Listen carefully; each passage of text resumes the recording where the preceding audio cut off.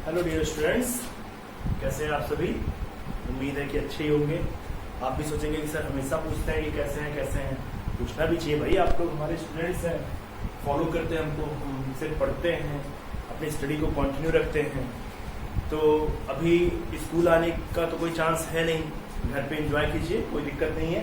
लेकिन हाँ, उस एंजॉय के साथ साथ अपनी पढ़ाई को भी सीरियसली कंटिन्यू रखें, ठीक है ना। क्लास 10th स्टूडेंट, आप थोड़ा सा सीरियस ज़्यादा रहेंगे बेटा। क्यों? क्योंकि आपका बोर्ड एग्जामिनेशन है। स्कूल खुलने के बाद सारी चीज़ें एक साथ कवर करना बहुत मुश्किल होगा। सो बी प्रैक्टिकल कि आपका 10th है और बोर्ड है, इसलिए आपको कुछ ज़्यादा ही एफर्ट करना है। आपके सारे टॉपिक्स फर्स्ट चैप्टर के हो गए हैं। एक दो टॉपिक आपका रिमेनिंग जो बचा हुआ है वो आज की क्लास में कवर कर लिया जाए। सबसे पहले जो टॉपिक बचा हुआ है वो कोरोजन और रेसिडिटी, जिसको हम थोड़ा सा डिफरेंस बेस पे भी पढ़ेंगे और with the help of different example भी पढ़ेंगे, ठीक है। तो कोरोजन क्या होता है और रेसिडिटी क्या होती है। अब जो मैंने यहाँ पे डिफिनीशन लिखा है कि eating up of metal due to attack of atmospheric gases like oxygen, carbon dioxide, etc. on the surface of metal. एक चीज याद रखिएगा, metal. Why we are talking about metal? Because metal are very reactive.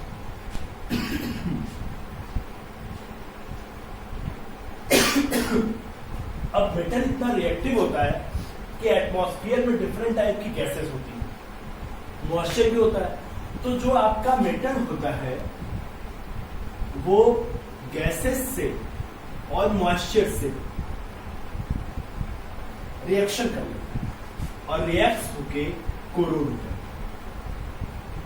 और इसी process को, इसी phenomena को बोलते हैं कोरोजन, ठीक है। ये आपका मेटल है, मान लीजिए ये आपका मेटल है, एक्टिव मेटल है। अब इस पे गैसेस आ गए, गैसेस पार्टिकल आ गए, ठीक है, मॉइस्चर भी आ गया। तो अब यहां पे जो होगा वो एक लेयर फॉर्म होगी। वो लेयर जो है डिफरेंट मेटल में डिफरेंट तरीके की होती है, ठीक है। इसी लेयर का फॉर्मेशन जो होता है इसी को बोलते हैं कोरोजन, ठीक है। What? Eating of metal, metal को eating of metal due to attack of, कौन अटैक करता है? एटमॉस्फेरिक गैसेस, O2, CO2 और भी गैसेस है on the surface of metal, ठीक। अब इसमें कुछ एग्जांपल्स आपको पढ़ना है। कौन सी एग्जांपल? सबसे पहले corrosion of iron. Corrosion of iron, इसे पता है क्या बोलते हैं? That is called rusting. Rusting of iron बोलते हैं। केवल आयरन के ही कोरोजन को रस्टिंग बोलते हैं। एल्यूमिनियम, सिल्वर या अदर कोई मेटल है तो आप उसे रस्टिंग नहीं बोलेंगे। रस्टिंग आप बहुत अच्छे तरीके से इससे परिचित है, जंग लगना। लोहे में जंग लग जाता है ना, घर पे बहुत सी खिड़कियां होंगी, दरवाजे होंगे, बहुत सी ऐसी चीजें होंगी जिसपे जंग लग जाता है। तो वही जंग जो आपकी है उस प्रोसेस को बोलते हैं रस्टिंग ऑफ आयरन, और वो जंग जो है वो बोली जाती है रस्ट। क्या बोलते हैं उसको? रस्ट। अब आयरन का मतलब क्या? Fe, ठीक है। और इस कांटेक्ट में कौन आता है? Oxygen gas. आयरन बहुत रिएक्टिव है, ऑक्सीजन कांटेक्ट में आता है, और कुछ मॉइस्चर पार्ट भी होता है। अब ये कितना मॉइस्चर पार्ट है ये हमें नहीं पता है, हमने ले लिया X मोल ऑफ H2O। ये जो बनाता है that is Fe2O3 into X mole of H2O, that is called hydrated ferric oxide.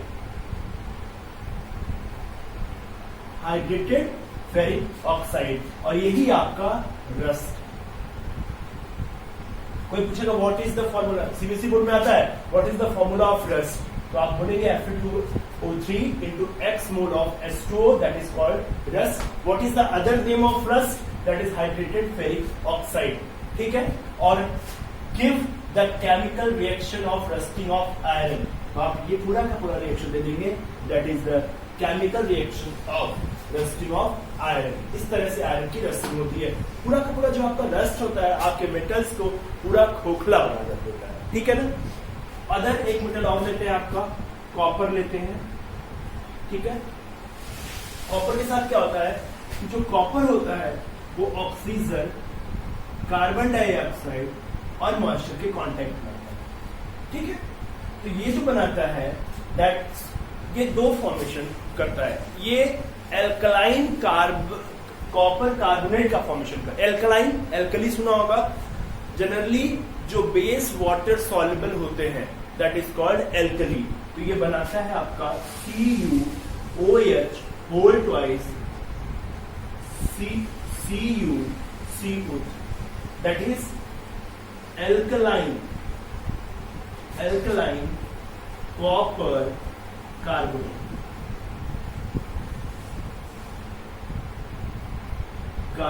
और इसका कलर कैसा होता है? ग्रीन कलर का होता है। तांबा सुना होगा आपने, घर पे तांबे के बर्तन होंगे और पूजा पाठ करने के लिए तांबे के लिए जल दिया जाता है।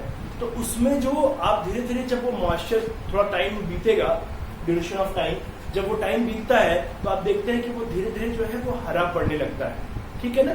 तो ये क्या हुआ, ये पूरा का पूरा कॉपर का कोरोजन हो जाता है किसके कांटेक्ट में? ऑक्सीजन, कार्बन डाइऑक्साइड और मॉइस्चर के कांटेक्ट में, और बनता क्या है आपका एल्कलाइन कॉपर कार्बोनेट, ठीक है। तो कैसे क्वेश्चन हो सकता है? Give the chemical reaction of corrosion of copper, copper के कोरोजन का केमिकल रिएक्शन दीजिए, and what is the formula of alkaline copper carbonate. या इस तरह से पूछ सकता है what colour of corroded copper will be obtained when the corrosion of copper takes place। तो आप कौन सा कलर बताएंगे? Green colour, okay. चलिए अब एक और आपके पास एग्जांपल है सिल्वर का। सिल्वर Ag, ये एटमॉस्फेयर में प्रेजेंट सल्फर के कांटेक्ट में आता है और ये फॉर्मेशन करता है Ag2S, silver sulphide. Silver sulphide, और कलर क्या होता है इसका? ब्लैक कलर होता है। It is also the corrosion of silver. तो मैंने पहले भी कहा था कि आप कॉपर, सिल्वर या अदर मेटल के कोरोजन को रस्टिंग नहीं बोलेंगे। रस्टिंग किसको बोलेंगे? ओनली रस्टिंग ऑफ आयरन, ठीक है। तो कोरोजन क्या है? Eating of metal due to attack of atmospheric gases like O2, CO2 etc on the surface of metal, that is called corrosion. अब कन्वर्जन ऑफ आयरन को क्या बोलते हैं? रस्टिंग ऑफ आयरन बोलते हैं। और जो जो लेयर बनती है, लेयर फॉर्म होती है, उसको बोलते हैं रस्ट। रस्ट का फॉर्मूला ये मैंने बता दिया। ये आपका आयरन है, ये आपका ऑक्सीजन है, ये आपका वाटर है, और ये बनाएगा क्या? Hydrated ferric oxide. कलर, और इसका क्या कलर कैसा होगा? इसका कलर होता है बेटा रेडिश ब्राउन कलर ना। जल का कलर देखा है ना, वही कलर आपका जंग का कलर होता है that is reddish brown colour, okay. That is corrosion. हाँ, एक चीज और, कोरोजन केवल नुकसान पॉजिटिव निगेटिव वे में ही नहीं होता। अब यहाँ पे तो नुकसान हुआ ना, आयरन हमारा जो कोरोड हो गया, खराब हो गया, अब हम कुछ नहीं कर सकते। कॉपर ये भी हमारा खराब हो गया इस पे, और इधर सिल्वर जो है ये ब्लैक कलर हो गया, वो ग्रीन कलर हो गया। तो पॉजिटिव के साथ साथ कोरोजन का निगेटिव के साथ साथ कोरोजन का पॉजिटिव इंपॉर्टेंस भी है, ठीक है। क्या इंपॉर्टेंस है वो देख लेते हैं। अब हम अगर बात करें इंपॉर्टेंस ऑफ, पूछा जाता है इंपॉर्टेंस ऑफ कोरोजन, क्या इंपॉर्टेंस है भाई कोरोजन की? जो आपका एल्यूमिनियम होता है ये ऑक्सीजन से रिएक्शन करता है, ठीक है, और एक प्रोटेक्टिव लेयर एल्यूमिनियम ऑक्साइड की फॉर्म होती है, ठीक है। Al2O3 प्रोटेक्टिव लेयर, ये बैलेंस नहीं, बैलेंस कर देंगे इसको, चलिए बैलेंस कर देते हैं। ये आप मान लीजिए 4Al 2AlO2 3 ये बैलेंस है। चलिए, तो ये जो एल्यूमिनियम है आपका, एल्यूमिनियम पर्टिकुलर एल्यूमिनियम किस में होता है? जब आप एल्यूमिनियम लेते हैं, एल्यूमिनियम ऑक्सीजन के कांटेक्ट में आता है तो एक लेयर बनाती है एल्यूमिनियम ऑक्साइड, और इस एल्यूमिनियम ऑक्साइड का क्या रोल है? It prevents further corrosion. ठीक है। इट प्रिवेंट्स फर्दर कोरोजन, ये आगे फिर से कोरोजन नहीं होने देती है। एल्यूमिनियम के ऊपर लेयर फॉर्मेशन होता है और उसके बाद फिर से कोरोजन नहीं होगा। तो कोरोजन का नेगेटिव के साथ साथ पॉजिटिव इम्पैक्ट भी पड़ता है, ठीक है। तो that is all about corrosion. अब कहेंगे सर इस कोरोजन को हम स्टॉप कैसे कर सकते हैं, कैसे कोरोजन से हम चीजों को बचा सकते हैं। तो there are different method for prevention of corrosion. चलिए जरा प्रिवेंशन पढ़ लेते हैं। प्रिवेंशन में सबसे पहला मेथड है पेंटिंग। देखते हैं आप जो विंडोज होती है, डोर होते हैं, वो घरों पे पेंट किए जाते हैं। क्यों? क्योंकि आयरन पर या जो आपके लोहे की विंडो होती है उस पर पेंट करके एक लेयर चढ़ाई जाती है जिससे एयर के कांटेक्ट में वो पेंट आए। आपका जो आयरन है, जो विंडो है, वो डोर है, वो एयर के कांटेक्ट में ना आए। दूसरा तरीका है ग्रीसिंग। साइकिल चलाते होंगे या बाइक चलाते होंगे तो जब सर्विसिंग होती है उसकी, उसमें ग्रीस लगाया जाता है। क्यों? क्योंकि उसकी मूवमेंट भी इसलिए बनी रहे और वो कोरोड न करे, आयरन की होती है। इसके बाद अगर इन दोनों चीजों से कोरोजन को प्रिवेंट नहीं कर पा रहे हैं तो एक मेथड होता है गैल्वेनाइजेशन।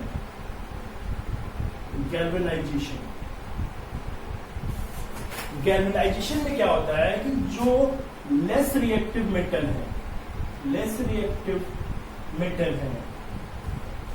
उनके ऊपर हाई रिएक्टिव मेटल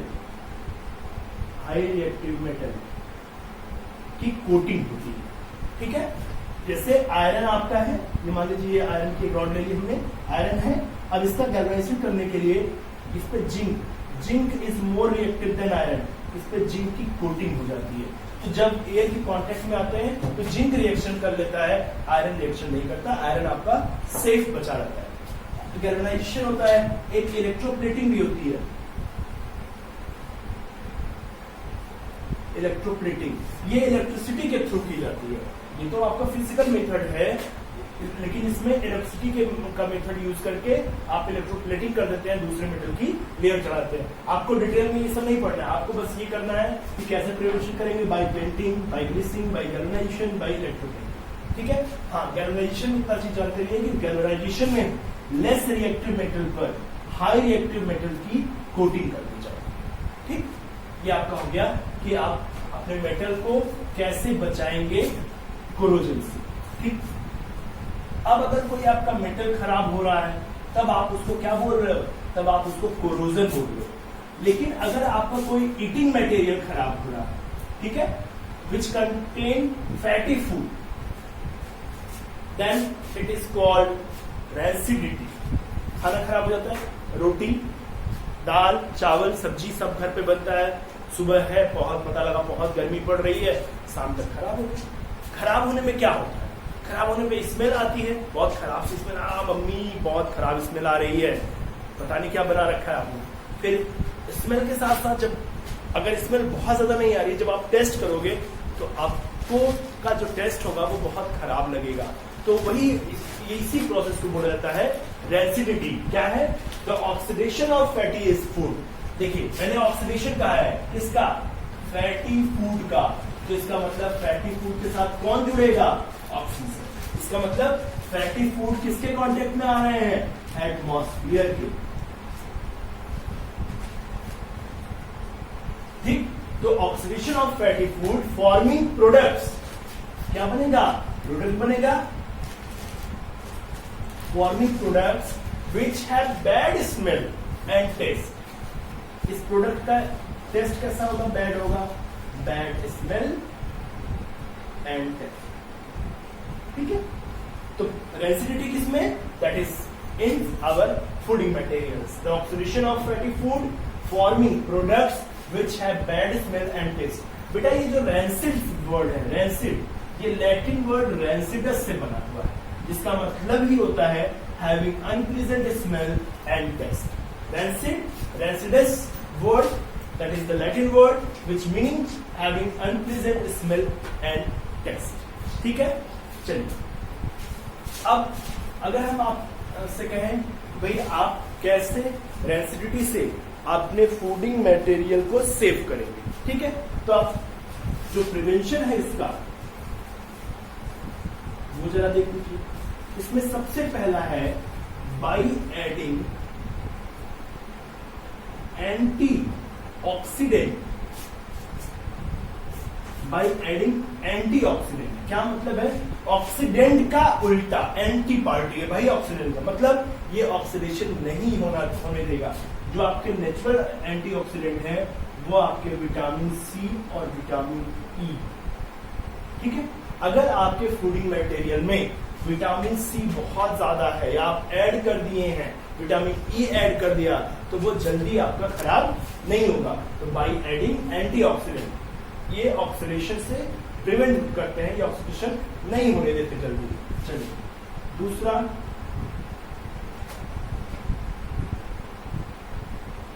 बाय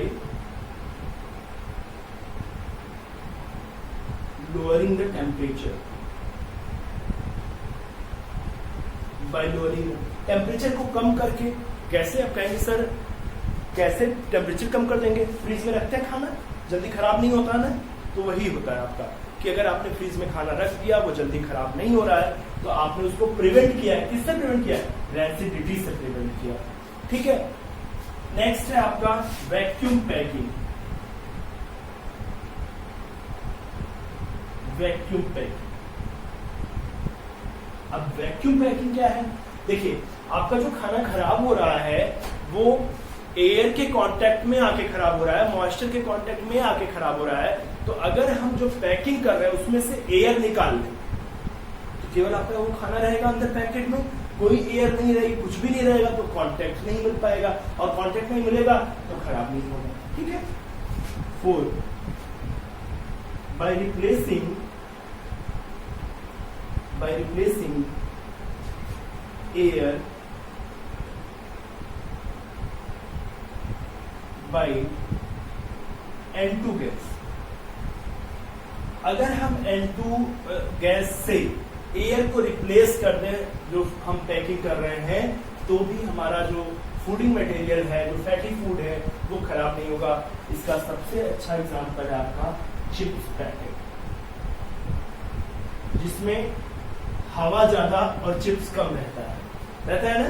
कहते अरे इतना बड़ा है ये, पता लगा खुदा पहाड़ निकली चुई है, 2-4 चिप्स खाने के लिए मिल जाते हैं, हवा ढेर सारी निकलती है।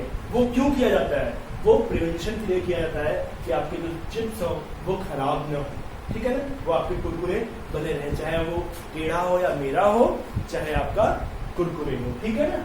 तो ये आपकी रेंसिडिटी है। रेंसिडिटी का मतलब सीधे सीधे बता, अगर आपको सीधे शब्दों में बताना है कि जो भी खाने वाली चीजें हैं अगर वो खराब हो गई तो that process is called rancidity. अब definition, the oxidation of fatty food forming products which have bad smell and taste called rancidity. Rancid जो वर्ड है वो रेंसिडस लैटिन वर्ड से बना है, जिसका मतलब होता है having unpleasant smell and taste. अब कैसे प्रिवेंट करेंगे आप, वो मैंने तरीका बता दिया, बाय एडिंग एंटीऑक्सीडेंट। कौन कौन से एंटीऑक्सीडेंट है? विटामिन सी और विटामिन ई। अगर ये आपने फैटी फूड में अपने फूडिंग मटेरियल में ऐड कर दिया तो खाना आपका जल्दी खराब नहीं होगा। बाय लोअरिंग द टेम्परेचर, जिस टेम्परेचर पर आपने खाने को रखा है अगर खराब हो जा रहा है उसको फ्रीज में रख दीजिए या वहां का टेम्परेचर कम कर दीजिए, तो भी नहीं खराब होगा।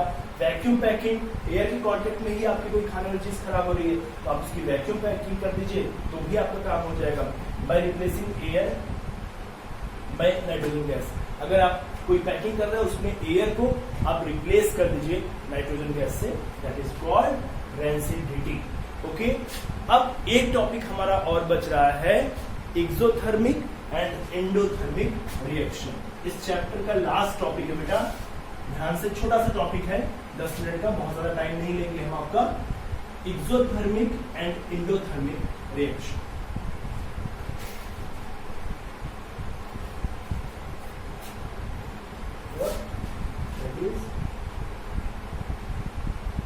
Exothermic and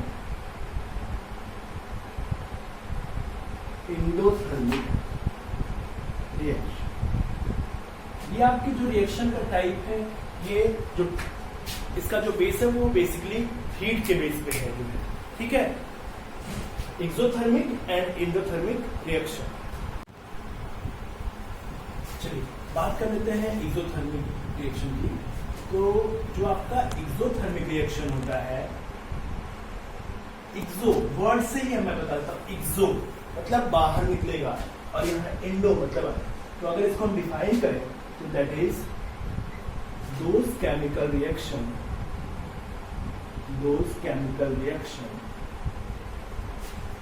in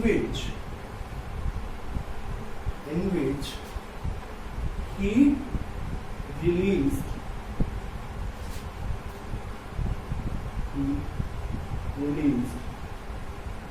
with the formation of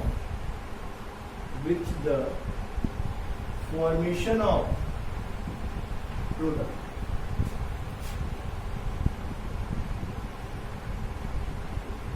Those chemical reaction in which heat released with the formation of product are called exothermic reaction. Okay?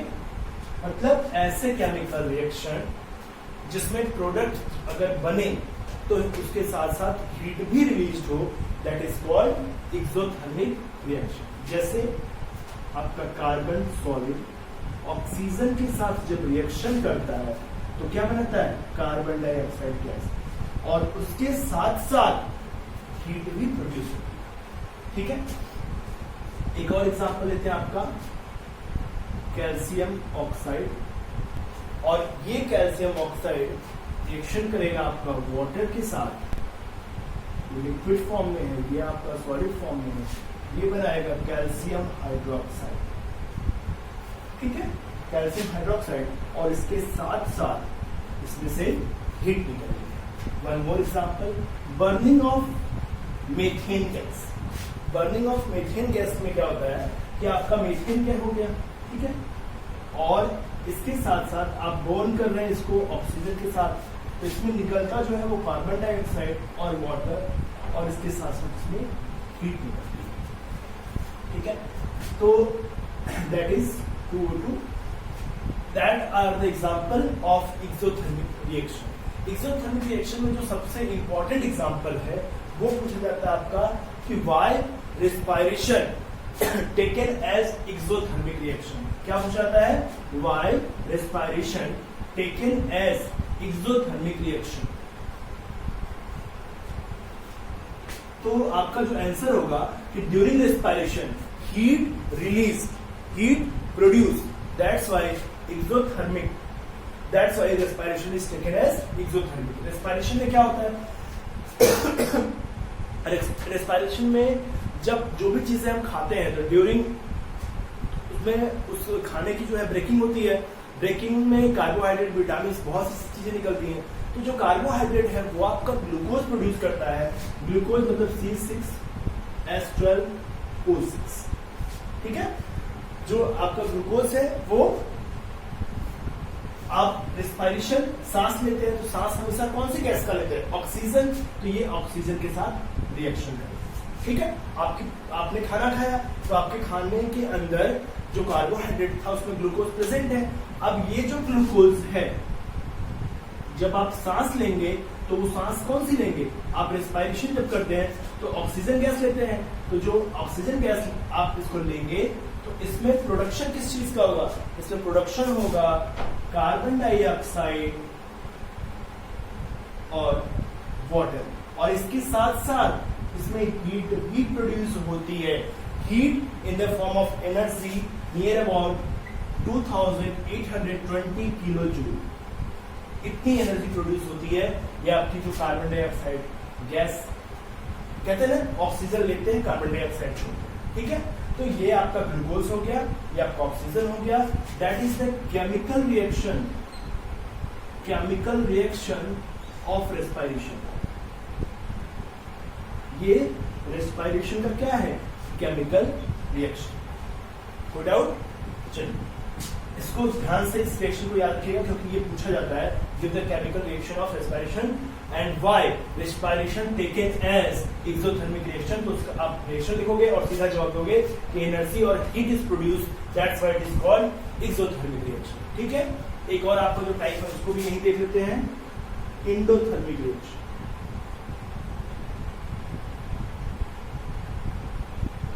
अब एंडोथर्मिक रिएक्शन क्या होगा, सीधे सीधे आप इसको डिफाइन कर सकते हैं, those reaction in which heat absorbed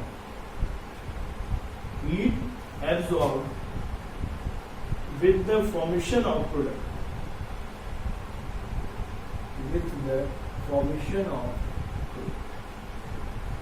product के बनने के साथ साथ अगर हीट एब्जॉर्ब हो रही है, बिना हीट के वो केमिकल रिएक्शन नहीं हो रहा है, तो that is called endothermic reaction। Okay, जैसे हमने क्या लिया N2, ठीक, और इसका रिएक्शन करा लिया O2 से और फॉर्मेशन, और ये रिएक्शन तब तक नहीं होगा जब तक कि आप 180 किलो जूल इसको एनर्जी नहीं प्रोवाइड करेंगे, और ये बन जाएगा आपका नाइट्रोजन का ऑक्साइड। तो बहुत से ऐसे केमिकल रिएक्शन है जिनको आप जब तक हीट नहीं देंगे तब तक उसमें से वो प्रोडक्ट फॉर्मेशन नहीं करेगा। अगर आप इस 180 किलो जूल को हटा दीजिए तो ये 2NO का फॉर्मेशन नहीं होगा। तो reaction in which heat absorb endothermic, Indo हमको लाके दो भाई, यही ना इंडो, ठीक है, इसको ऐसे पढ़ो, इंडो, इन मतलब अंदर, दो, इस तरह से पढ़ेंगे। इसके बाद हमें एनर्जी दो, हमें हीट दो, दैट इज कॉल्ड एंडोथर्मिक। एक्सो, जो आपका एक्सटर्नल होता है, एक्सटर्नल मतलब बाहर की चीजें, तो एक्सो मतलब बाहर फेंक दो आप, दैट इज एक्सोथर्मिक रिएक्शन, मतलब एनर्जी निकलती है और यहाँ पे भी एब्जॉर्ब होती है। आपके घर पे सफेदी होती ना, चूना वूना लगता होगा, तो उसको पानी में डालते हैं, जैसे ही पानी में डालते हैं वो बुलबुला देने लगता है और वहां से हीट निकलने लगती है। That is the best example of exothermic reaction.